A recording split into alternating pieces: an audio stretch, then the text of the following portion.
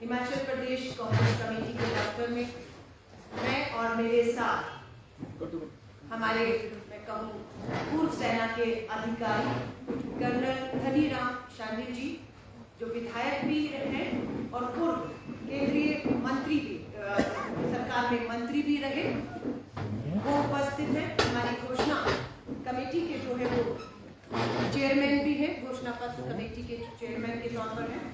मैं पत्रकार साथियों से माफी चाहती हूँ, 10-15 मिनट की देरी हुई क्योंकि धनीराम शांडिल जी को सोलन से आना था, उसमें थोड़ा समय लगा। आप पत्रकार साथियों ने इंतजार किया, उसके लिए आपका धन्यवाद करती हूँ।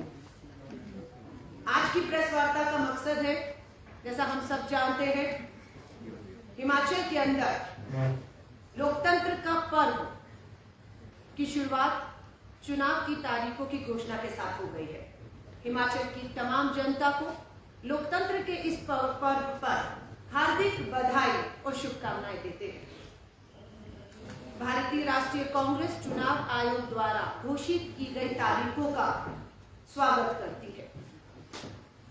भारतीय राष्ट्रीय कांग्रेस चुनाव आयोग को भरोसा दिला रही है कि कांग्रेस आदर्श चुनाव आचार संहिता का पूरी तरह से हर नियमों का पालन करेगी, पूरा सहयोग रहेगा। उसके साथ हम ये भी उम्मीद करते हैं कि जो सत्ताधारी बीजेपी केंद्र में है, वो अभी भी बीच चुनावों में सरकारी मशीनरी का दुरुपयोग कर सकती है। ये हमारी एक चिंता है, क्योंकि चुनावों में हमने देखा है, बीच चुनाव में केंद्र सरकार सरकारी संस्थाओं का, खासतौर से सीबीआई, ईडी, सरकारी मशीनरी का दुरुपयोग करके चुनाव जो एक निष्पक्ष चुनाव होना चाहिए उसके बीच में आड़े आती है। तो चुनाव आयोग से उम्मीद करते हैं कि पूरी तरह से ये चुनाव निष्पक्षता से होगा।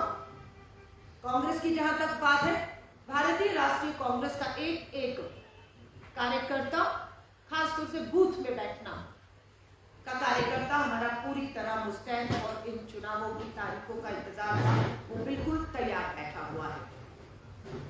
आज दिल्ली के अंदर उम्मीदवारों की जो लेकर चर्चा है, उसकी ये अंतिम मीटिंग है। जल्द ही आप लोगों के बीच में 68 के 68 उम्मीदवारों की सूची जो है वो जारी हम लोग कर सकते हैं और करेंगे जल्द से जल्द।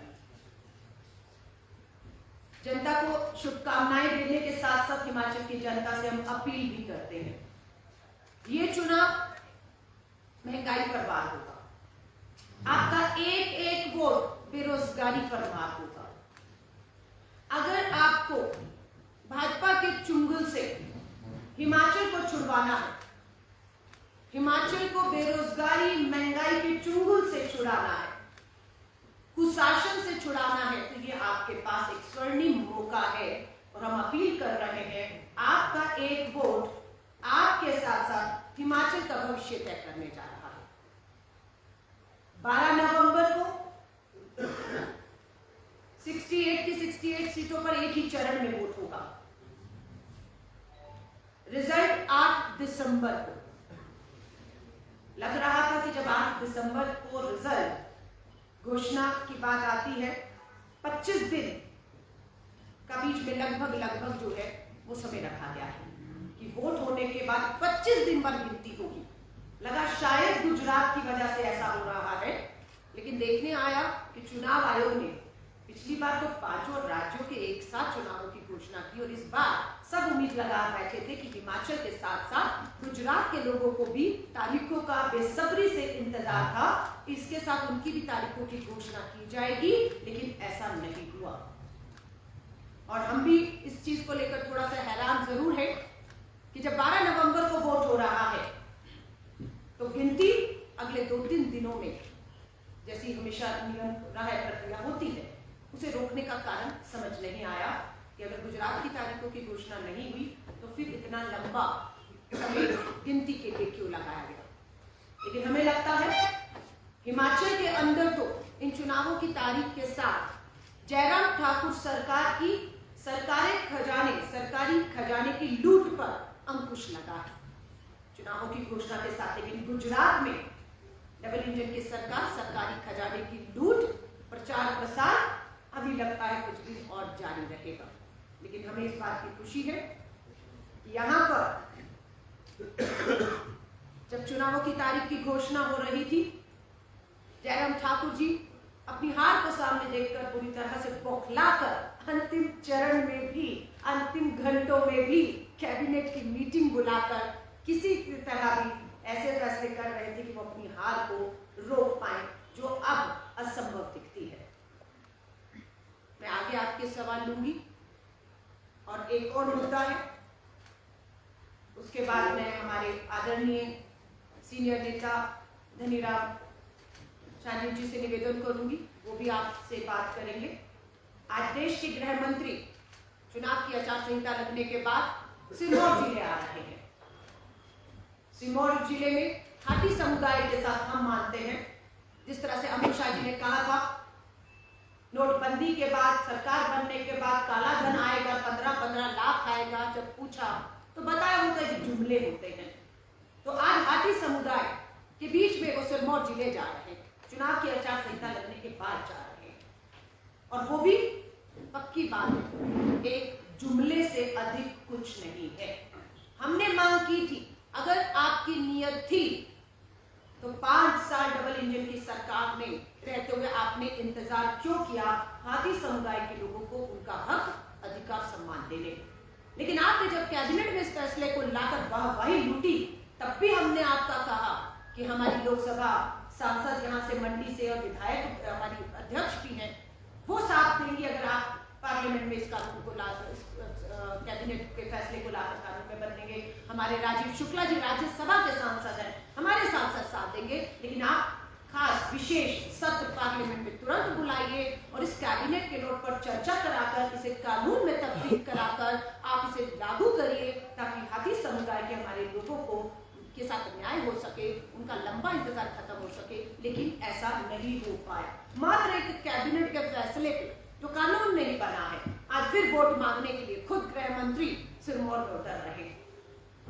लेकिन इस फैसले से भाजपा जो करती आई है, कभी 2 धर्मों को लड़ाओ तो कभी 2 समुदायों को आपस में भिड़वाओ, इस फैसले के बाद भाजपा ने फिर एक बार 2 समुदायों को सिर्फ आपस में लड़वाने का ही काम किया, इससे कुछ और हासिल नहीं हुआ है। अब समय निकल चुका है, आचार संहिता लग चुकी है, जनता देख रही है, सुन रही है। मैं आगे अपनी बात को रखूंगी जो आपके सवाल होंगे, लेकिन मैं हमारे विधायक, पूर्व मंत्री, हमारे घोषणा पत्र कमेटी के चेयरमैन कर्नल धनीराम शानी जी को आमंत्रित करती हूँ कि बात को संबोधित करें। सभी को नमस्कार। आप लोगों के बीच में अलकारामा जी के निमंत्रण पर और सचमुच में बहुत वाइब्रेंट बड़ी फोर्सफुल हमारे प्रवक्ता हैं। उन्होंने कहा कि अगर आप शिमला आए तो इस विशेष पर आपके बीच में आया हूँ धन्यवाद करने उन सभी पदाधिकारियों का, उन सभी विधायकों का, उन सब सहयोगियों का, हमारे कर्मठ कार्यकर्ताओं का, सभी बहनों का, महिला शक्ति का, युवाओं का और सभी फ्रंटलाइन ऑर्गेनाइजेशन का, आपके चौथे जो हमारा आधार है लोकतंत्र का, मीडिया का, जिन्होंने सबने मिलकर कल की जो ऐतिहासिक हमारी परिवर्तन प्रतिज्ञा रैली सोलन ग्राउंड में हुई, उसके धन्यवाद देने विशेष कर आया हूँ।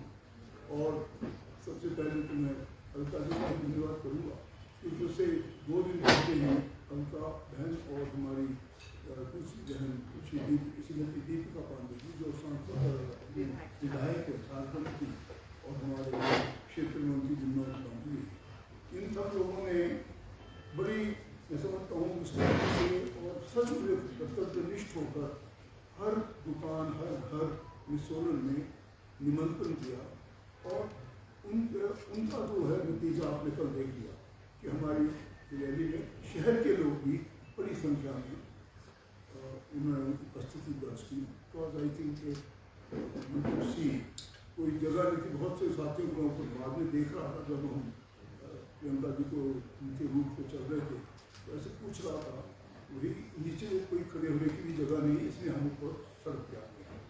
तो इसके लिए मैं विशेष कर धन्यवाद करता हूँ अलका जी का भी और दूसरे सहयोगी पूरी टीम की। देखिए कल की रैली ऐतिहासिक इसलिए भी कह रहा हूँ कि 1979 में जब इंदिरा जी आई थी और उस वक्त भी छोड़ो गाँव में रैली हुई थी, तब भी ये ऐतिहासिक क्षण है। तब भी उमड़ पड़ा जनसैलाब ऐसा है और उन्हें सुनने में लोग उसी प्रकार से आए जैसे कल, या जैसे 98 में श्रीमती सोनिया गांधी जी जो हमारी शीर्ष नेता हैं,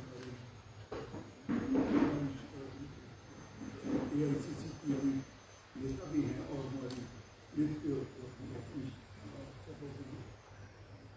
चीफ, तो वो भी जब आई थी 79 में, तब भी इसी प्रकार की वहाँ पे रैली हुई। तो तीसरी जनरेशन की जो प्रियंका जी है और जब उनको रिसीव करने के बाद सबसे पहले इनका आज आना माँ शून्य मंदिर में हुआ, आपको भी रिसीव किया और उसमें पूजा अर्चना की उन्होंने बड़े तन्मयता से बैठ कर बड़े आराम से। उससे पहले सब लोगों को मिली, खासकर हमारी जितनी भी सीनियर लेडीज़ और जो पुराने वक्त के जो बुजुर्ग अभी तक मौजूद है, जिन्हें इंदिरा जी की, उनके बीच में हम इंदिरा जी की छवि देखते हैं। उनको कह रहे थे आप बहुत अच्छी हैं, हमें इंदिरा जी की याद आती है। और बहुत बड़े अच्छे भावुक क्षण थे जब वो मिल गई थी, जब मंदिर जाते थे और मंदिर आने के बाद। उसके बाद वो विशेषकर OPS के जहाँ लोग बैठे थे हमारे कर्मचारी, जो हमारे एक दिन पहले हम गए थे अलका के साथ ही थे, तब उनसे बात हुई थी कि कल हम जरूर मैडम को आपके सामने आऊँगा। इससे हुआ भी कि भाई उनको बड़ा अच्छा लगा कि खुद मतलब और वहाँ पे प्रियंका जी ने एक दिन पहले हम अलका जी और हमारे साथ ये सहयोगी गीत लगाने उनको पूछ के आए थे। उनकी वही डिमांड आप सब जानते हैं, it is written down in our demand charter और हमारे घोषणा पत्र में दिया हुआ है शक्ति को। तो एक कल की जो रैली के बारे में धन्यवाद मैं इसलिए भी देना चाहता हूँ कि ये केवल मैं सच कहता हूँ, किसी को मैंने तो वही 5 रुपये भी निकाले होंगे कि भैया अपने पास रखो, तुमको हाँ पानी पीने की व्यवस्था जरूर की थी और थोड़ा सा मीडिया के लिए हमने पैकेट्स बनाए थे। बिकॉज दे तो बाकी जितने भी लोग थे अपने तैयार थे, सबने पैकेट अपने रखे। We have no special financing कि जिसमें हम इनको दुनिया भर में 80-90% जरूर भेजी, जिसके लिए जिसका खर्चा वहन किया जा रहा है। और परंतु कोई बहुत बड़े हमारे पास ऐसा नहीं था। लोग अपने अपने मर्जी से सब लोग यहाँ के पारिवारिक जो होते हैं संबंधित होते हैं सबको बुलाया गया, आपस में रिश्तेदारों को। और नॉट ओनली सोलन के जिला सिरमौर के दूर से आ जाओगे, जहाँ पे हट्टी के लिए आज हमारे गृह मंत्री जी आ रहे हैं, उस क्षेत्र से जो तो मैं तो मेंबर पार्लियामेंट में तो सब जगह को जानता हूँ कि कहाँ हरिद्वार है, कहाँ विनय का इलाका है, कहाँ हर्षवर्धन का इलाका, कहाँ हमारे रोहित जी ने जुब्बल कोठा जिला है, कहाँ हमारे बच्चों ने पूरे चला के आगे का क्षेत्र, पूरा जो हमारे चौपाल का क्षेत्र, सब लगा बड़ी संख्या में खासकर महिलाएं थी। आई मस्ट सैल्यूट का उन्होंने घर घर काम भी निपटाया, टमाटर भी तोड़ते हैं, आजकल आप जानते हैं कि घास भी काटते हैं, सर्दियों के लिए सभी जगह होता है वो परिचय क्षेत्र में। इसके बावजूद महिलाओं ने इसमें बड़ा योगदान दिया और इसमें सचमुच बहुत बड़ा योगदान है कि स्वयं जब महिला इतना काम करती हैं तो देखते हैं इनको भी तो उन भी आए। और प्रियंका जी को मिलने तो सब महिलाएं ज़्यादा नंबर में थी, इसके लिए भी मैं विशेषकर धन्यवाद करना चाहता हूँ। बाकी इन सब चीज़ें से क्या नजर आता है आप लोगों को, आप भी देख रहे हैं कि आई फील कि जो भाजपा की जैसे अलका जी बता रही थी, जो ये नीतियाँ जो महंगाई के ऊपर वार है या जो इस वक्त बेरोजगारी तो बच्चों की आप देखते हैं, मतलब हम समझते हैं बच्चों की प्रॉब्लम कि अगर एक महिला एक महीने के लिए 1500 रुपये में 1500 रुपये में काम कर सकती है। मेरे पास 3 साल आवेदन करता है तो मैं अंदाजा लगाने लगा कि कितनी ज़्यादा बेरोजगारी। ये सच में बता रहा हूँ कि जैसे केस SDM के बाद केस पड़ा है, तो आप देख सकते हैं जब इतनी बुरी हालत है हमारी युवाओं की, हमारी महिलाओं की, तो क्यों नहीं बदलना चाहिए। रिवाज बदलेगा ये है कि भाई जो ये रिवाज बदलने की बात करते हैं, रिवाज ये बदलना पड़ेगा कि महंगाई को समाप्त करना होगा, बेरोजगारी को समाप्त करना होगा। और इस ट्रस्ट जो हमारे कर्मचारी वर्ग है जिसके ऊपर आप सब जानते हैं ऑलमोस्ट 45-50% पीपल रिटायर, और उनको वो मेरी तरह जो हम चाहे हम सेना से आए, चाहे पुलिस से आए, चाहे हम सरकारी नौकरी से आए, उन सबको सचमुच में मैं स्टडी कर रहा था इनके दिए पे में। It has not been paid. जो बताया भी वो अब सब चीज़ों को अनाउंस कर रहे हैं, कब हो? अगर आज हम पूरे चीज़ों को अनाउंस करते रहेंगे तो कब पूरी होगी? तो अनाउंस करना ही विकास नहीं होता, विकास तो करना पड़ता है, प्लान करना पड़ता है। There has to be a backup fund. तब ओनली एक अच्छा प्रोजेक्ट कब बनता है? जब उसके लिए बैकअप फंड हो और लोगों को आप कन्विंसिंग रिप्लाई दो कि ये हमारा रास्ता बन रहा है, ये हमारा महिला मंदिर बन रहा है, ये हमारा सामुदायिक केंद्र बन रहा है, ये हमारा पंचायत भवन बन रहा है, तभी तो विकास को माना जा सकता है। बाकी बात तो जो घोषणा पत्र में बहुत सी चीज़ें आ रही हैं जो कुछ ही दिनों में ताकि हम एक अनावरण करेंगे, शायद जो भी डायरेक्शन होगी हाईकमान की, दिल्ली में अनावरण देना या शायद यहाँ देना या सोलन में देना या धर्मशाला में देना या किस क्षेत्र में देना, ये हम स्टैंड बाई जाए। और घोषणा पत्र में ये सब चीज़ें जो हमने लिखी हैं वो आपको बड़ी डिटेल में बता दी जाएंगी। हम लोगों के साथ इंटरेक्शन करेंगे, बागवानों, किसानों, स्टूडेंट्स, कर्मचारियों से, महिलाओं से, गरीब वर्ग से, यहाँ तक कि जो खोखे चलाते हैं, जो बाहर बैठते सब्जी बेचते हैं, हमारे बड़े बड़े आप जानते हैं, छोटे उनको किस प्रकार से हम उनको बनाएंगे, सशक्त बनाएंगे, कैसे उनको ऐसी दी जाएगी जहाँ बरखा में और उससे आंधी से बचकर अपनी सब्जी बेच सकें। ये सब चीज़ें भी हमने इंटरेक्ट किए, हमने 3 व्हीलर के साथ इंटरेक्ट किए, टैक्सी की यूनियन से इंटरेक्ट किए। कोई वर्ग शायद ऐसे पुराने सैनिक जो हमारे चाह रहे थे भाई हमारे को ठीक से नहीं मिली है पेंशन की सुविधा, ये सब चीज़ें डिस्कस हुई हैं और ये हमारे पास रिकॉर्ड हुई है। इन सब के बाद ही ये डॉक्यूमेंट घोषणा पत्र आपके बीच में आएगा। और ये जो सरकार ने बात कही, सरकारी मशीनरी का दुरुपयोग बड़े अच्छे पैमाने पर हो रहा है। इसीलिए हमारी ये प्रार्थना थी कि शीघ्र ये लगे मॉडल कोड ऑफ कंडक्ट आए और तारीखों की घोषणा हो गई है। हम इसका स्वागत करते हैं, जैसे अलका जी ने पहले कर दिया है। हम चाहते हैं कि कभी भी चुनाव की जो प्रक्रिया है वही बहुत ही पवित्र अधिकार मिला है, हमारे संविधान की रक्षा होनी चाहिए। Why can't we take everybody on board? अगर ये ठीक कह रहे हैं कि अगर हमारे राज्यसभा सांसद जो हमारे यहाँ के प्रभारी हैं, रानी प्रतिभा जी जो हमारे क्षेत्र से लोकसभा सदस्य, इनको मैंने पूछा गया हट्टी समुदाय को 10 साल तो हम भी चीख कर बोलते रहे, परंतु जब हर बात जवाब यही आता था कि बहुत से क्षेत्र ऐसे हैं जो कि एक प्रकार के कबीले की जो वहाँ की होनी चाहिए, जिसे हम कहते हैं शेड्यूल 6 की सुविधाएं, वो तब मिलेगी जब हम सब लोगों के साथ ये ठीक कह रहे ना जानिए भी कि जुमला ही बन जाए। अरे सब लोगों को भी देखना पड़ेगा और दूसरे क्षेत्र बोलेंगे हमारी भी इनके साथ करने वाला इसी प्रकार की समस्या है, हमें भी देखिए। तो जब किसी चीज़ को बांटना होता है या देना होता है उन्हें सब पहलुओं को देखना होता है। ये फाइल पे केस हाटी समुदाय का केस पिछले लगभग 12-15 सालों से है। मैं भी 99 ऑनवर्ड इसका गवाह हूँ कि इसको करने में बहुत देर हुई है। अगर उन्होंने किया है और सचमुच में ये आता है तो हम इसका स्वागत करते हैं, परंतु सचमुच आएगा कि नहीं इसका भी हम खुद, क्योंकि हमारे संविधान की रक्षा नहीं है।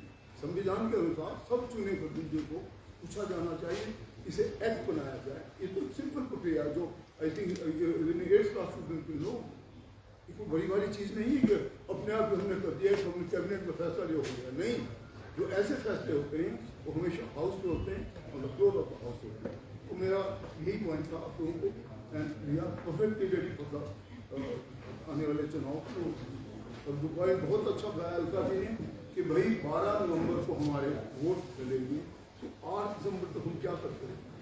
और मैं तो ये भी कहना चाहूँगा, we have no faith in EVM। I am first exponent of this. I have drafted this letter myself. जब राजा वीरभद्र संसार में थे 21 सदस्य थे, सबने साइन किया और इसमें यही बात बताई गई कि EVM से बहुत बड़ी संख्या में लोग इसके अगेंस्ट हैं।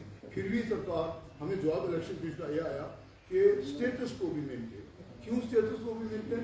क्योंकि एक सूट से रिक्वायरमेंट। सो हम ये भी चाहते हैं कि EVM पर खास नज़र रखी जाए और इसमें हम election commission I personally write this letter once again refresh our requirement जो हमारी 21 दस्तों ने विधानसभा से साइन करके भेजे। और हम चाहते हैं कि चुनाव ठीक तरीके से, चुनाव की प्रक्रिया में कोई धांधली ना हो, ये बहुत पवित्र अधिकार है, इसकी रक्षा बहुत जरूरी है। मैं धनीराम शांडिल जी का धन्यवाद करती हूँ। उन्होंने सोलन के साथ पूरी हिमाचल की जनता का धन्यवाद किया है। कठोर ग्राम में जो ऐतिहासिक और कामयाब श्रीमती प्रियंका गांधी वाड्रा जी की जो जनसभा है, भाजपा इतनी बौखला गई कि उसे नुक्कड़ सभा बता रही है। हम चुनौती देते हैं जयराम ठाकुर जी को कि ऐसी एक नुक्कड़ सभा करने की हिम्मत आप भी दिखाइए। जनता किसके साथ है ये तय हो चुका है। इसी के तहत श्रीमती प्रियंका गांधी वाड्रा जी से निवेदन किया गया है कि सोलन की कामयाब ऐतिहासिक रैली के बाद वो कुछ समय और दे। हमने निवेदन किया है, पूरी उम्मीद है अगली रैली श्रीमती प्रियंका गांधी वाड्रा जी की चंबा में, कांगड़ा में, मंडी में और आपके शिमला में, ये 4 हमारी संभावित बड़ी रैलियां जो है श्रीमती प्रियंका गांधी जी संबोधित करेंगी। ये प्रस्ताव हमने प्रदेश कांग्रेस कमेटी ने उन्हें सौंपा है। उम्मीद है उस पर जिस तरह ये काम होगा आपको सूचित किया जाएगा। इसके साथ ही जिस तरह से हमने चिंता वापस जता रही हूँ कि सरकारी मशीनरी का, संवैधानिक संस्थाओं का दुरुपयोग बीच चुनाव में भाजपा करेगी, इसीलिए हम निवेदन बार-बार चुनाव आयोग से कर रहे हैं। यहाँ के प्रभारी ऑल इंडिया कांग्रेस कमेटी से जिन्हें बनाया गया है श्रीमती सोनिया गांधी जी और कांग्रेस अध्यक्ष द्वारा, आदरणीय मुख्यमंत्री भूपेश बघेल जी, आज आप उनका मीडिया में वक्तव्य सुनेंगे। तो जब यहाँ पर मंच पर भूपेश बघेल जी मुख्यमंत्री बैठे थे, छत्तीसगढ़ में ईडी भेज दी गई और ईडी ने छापेमारियां शुरू करके सब लोगों पर, अधिकारियों पर, सरकारी कर्मचारियों पर, जो भी है हमारे जो समर्थक है उन पर दबाव बनाना शुरू कर दिया। भूपेश बघेल जी ने यह भी साफ कर दिया है कि उन्हें पता है हिमाचल के चुनावों तक ईडी और सीबीआई भी हो सकता है स्थायी रूप से अपना घर छत्तीसगढ़ के साथ साथ हिमाचल को भी बना लेगी। लेकिन ये सब जनता को देखना है कि 5 साल तक आपके पास डबल इंजन की सरकार, फिर 5 साल कम नहीं होते, किसी भी आरोप को साबित करके दोषी करार देकर किसी को जेल की सलाह के पीछे भेजना, लेकिन सिर्फ राजनीतिक मकसद से संवैधानिक संस्थाओं का दुरुपयोग करके जनता को गुमराह करके ये जो 15-20 दिन का चुनाव है, आप हमारे जीतते हुए उम्मीदवारों को, हमारे अभी जो विधायक है उनका सोचेंगे कि ईडी और सीबीआई में घंटों बिठाकर समय बर्बाद कर लेंगे और चुनाव आप जीत जाएंगे, तो हिमाचल की जनता ये होने नहीं देगी। क्योंकि हिमाचल की जनता भी एक निष्पक्ष चुनाव चाहती है यहाँ पर। तो आप पत्रकार साथियों का धन्यवाद करती हूँ और आपके सवालों को मैं आमंत्रित करती हूँ। हाथ जोड़कर निवेदन रहेगा कि जो मैंने आज मुद्दा यहाँ पर लेकर आई या हमारे आदरणीय कर्नल धनीराम शांडिल जी ने जो कहा और उससे संबंधित आपके अगर सवाल रहेंगे तो बेहतर रहेगा। धन्यवाद। रैलियों का आपने इनके बारे में जो रैलियों का आपने कहा, इसमें एक तो सवाल ये है कि क्या इसमें आपने शेड्यूल टाइम भी मांगा है कि किस दिन किस जिला में होगी, और दूसरा राहुल गांधी की रैलियों का प्रस्ताव भी भेजा है। देखिए, श्री राहुल गांधी जी तो भारत जोड़ो यात्रा में है। मुझे थोड़ा सा असंभव लग रहा है कि भारत जोड़ो यात्रा छोड़कर आना, लेकिन प्रियंका गांधी जी पूरी तरह से इन चुनावों में समर्पित रहेंगी। शेड्यूल की जहां तक बात है, मान लीजिए चंबा में करना है, कांगड़ा, मंडी में करना है, तो वहां के जो हमारे उम्मीदवार और हमारे विधायक हैं उनसे चर्चा की जा रही है कि इन सबको कौन सी तारीख जो है वो सूट करती है। वही तारीखें श्रीमती प्रियंका गांधी वाड्रा जी को दी जाएंगी और जिस तरीके से दोनों में समन्वय बनाते हुए तारीखें फाइनल होंगी, हम मीडिया के साथ उनके कार्यक्रमों को जो है पूरी तरह से शेयर करेंगे। जरा नाम बताएंगे कि क्या लगता है कांग्रेस को कि केंद्रीय नेताओं के खिलाफ ईडी और सीबीआई की कार्रवाई भाजपा कर सकती है, भाजपा सरकार? देखिए, किनके खिलाफ हो सकता है ये आप सब जानते हैं। 5 साल से किनके यहाँ ईडी भेजी, 5 साल कम पड़ गए, कुछ निकल कर नहीं आया, कुछ साबित नहीं कर पाए। सो उन्हीं लोगों के ऊपर हमें है कि दोबारा से कोशिश की जाएगी, पर उन्होंने साफ कर दिया है, जैसे श्री राहुल गांधी जी ने भी कहा, डरो मत, लड़ेंगे, जीतेंगे। इनकी सीबीआई और ईडी से हम डरेंगे नहीं, समय बर्बाद करेंगे, बुलाएंगे, हमारे हर चीज प्रक्रिया के बीच बाधा आएंगे, तो ये देखना चुनाव आयोग का काम है, जिसका निवेदन हम यहाँ से करें। शांडिल जी ने कहा है कि चुनावों में धांधली हो सकती है, किस तरह का अंदेशा है आपको? किस तरह की धांधली हो सकती है चुनावों में? और चुनावों में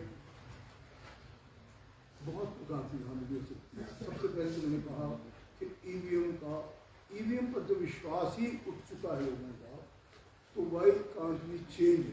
इसी के लिए आवेदन कब से लेकर हम कर रहे हैं, परंतु we are sticking on to EVM.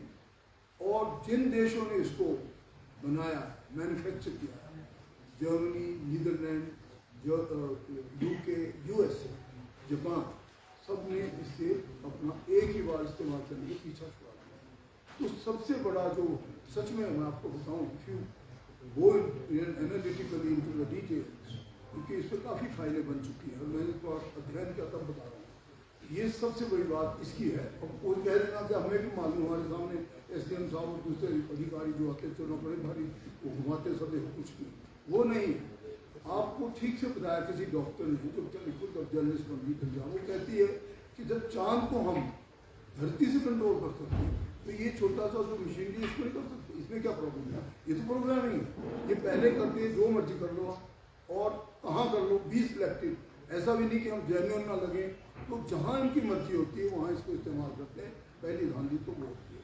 बाकी तो आप सब जानते हैं कि सरकारी मशीनरी का दुरुपयोग जो अभी तक होता रहा है, उसकी अन्वेषण होता है।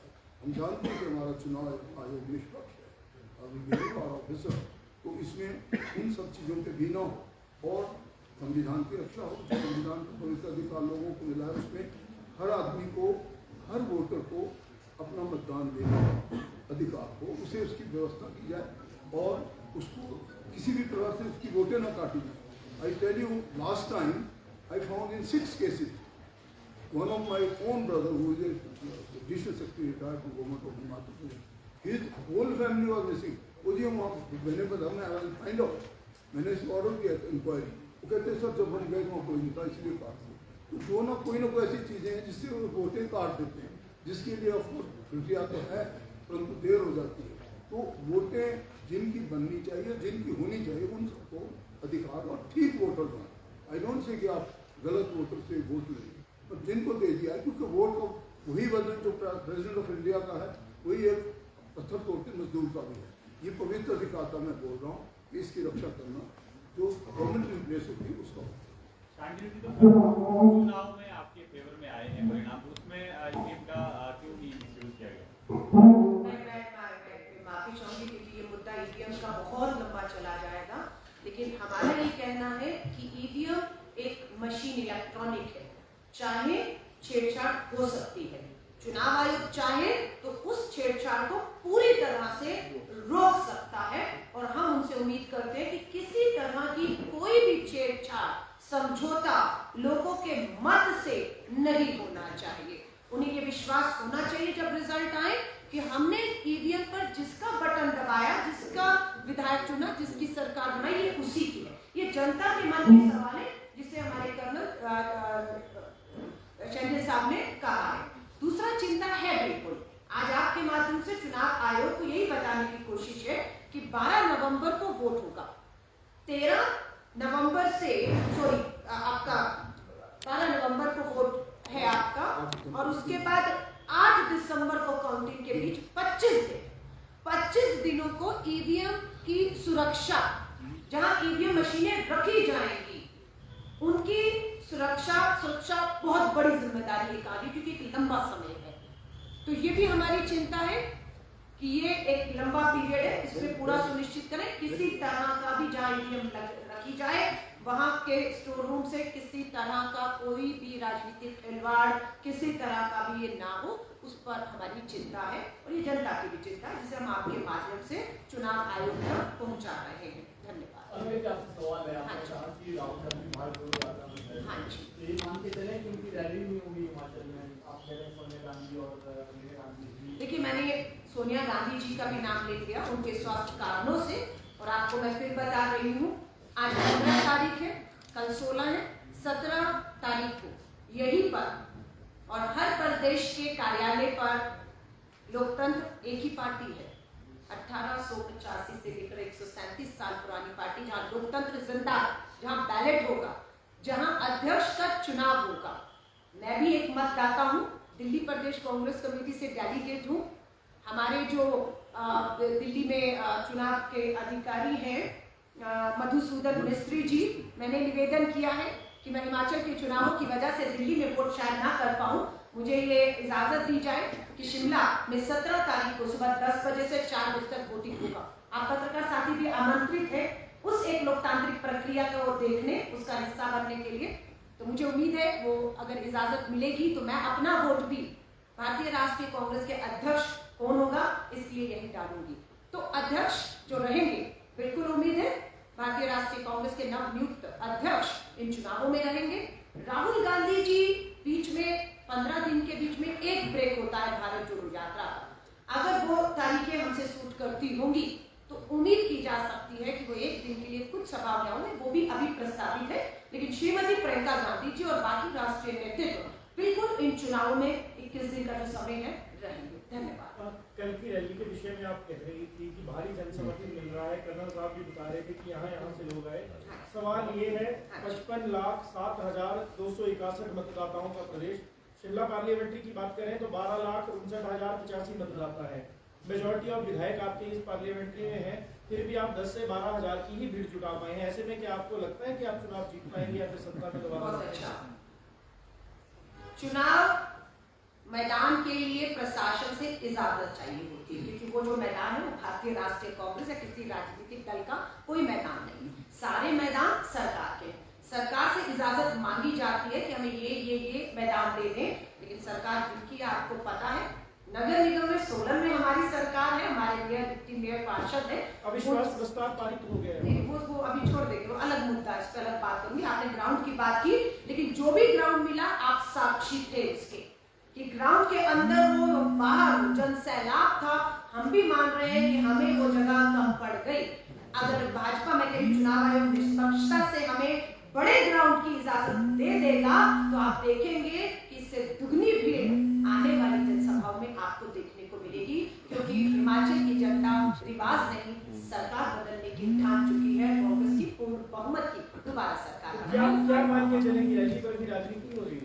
किस पे? जिस तरह से आपने कहा कि प्रॉपर स्थान मुहैया नहीं करवाया जा रहा है, बिल्कुल हम सरकार आयोग से मांगेंगे कि हमें कब रैली करनी है, कहाँ रैली करनी है। तो आप भी जानते हैं चुनाव आचार संहिता के बाद हर इजाजत चुनाव आयोग से मिलेगी। अलका जी, बार-बार कांग्रेस के कार्यकर्ताओं पर सवाल उठ रहे हैं कि कांग्रेस के कार्यकर्ता ही कांग्रेस को खत्म कर रहे हैं। संदीप सांख्या ने एक माफी चाहूंगी, मैं ये प्रेस सवाल आपसे निजी है, अलग से लेती हूँ, आपको चाय पर आमंत्रित करूंगी, मुद्दे से भटक जाएंगे। आप सभी पत्रकारों का बहुत बहुत स्वागत, धन्यवाद। और रोज आना यहाँ पर 11 साढ़े 11 बजे रोज आना, अगले 21 दिन तक प्रेस कॉन्फ्रेंस होगी। आप पत्रकार साथियों का एक सवाल का जवाब। धन्यवाद।